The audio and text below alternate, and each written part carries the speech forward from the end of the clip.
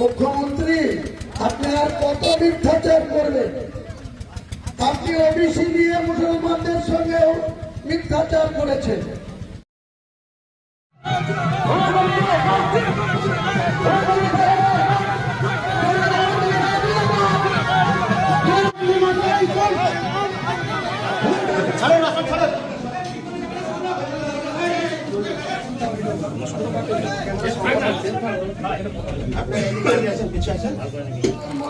থেকে মমতা বন্দ্যোপাধ্যায়কে উৎখাত করার ডাক দিব 1 ফেব্রুয়ারি 2026 সাল।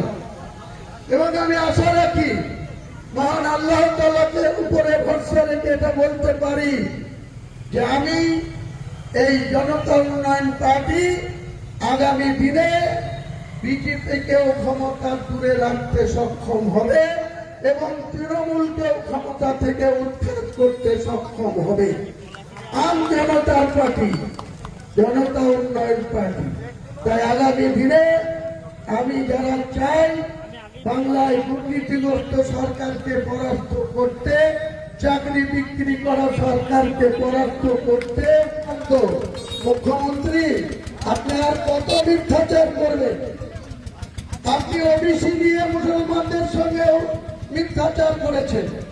ওয়াকফ আইন যখন ভারতবর্ষের সরকার মুসলিমদের সম্পত্তির উপরে হাত বাড়াতে চাইল, সরকারি আধিকারিকদের ওয়াকফের মোতাবের উপরে দখলদারি নিতে চাইল, আপনি বললেন আপনি বাংলার মুখ্যমন্ত্রী যতক্ষণ আছেন কার মুসলমানকে চিন্তা করতে হবে না, আপনি নাকি একাই মুসলমানদের সবকিছু করে দেবেন।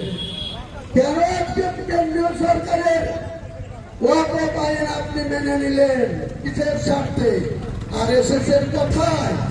তলায় তলায় আরএসএস এর মার্কা মুখ্যমন্ত্রী, আপনাকে উপযুক্ত শিক্ষা এই জনতা উন্নয়ন পার্টির নেতৃত্বে আগামী দিনে বাংলার মানুষ দেবে।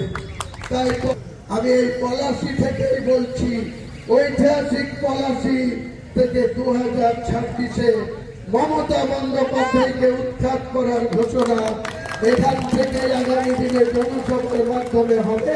সকলকে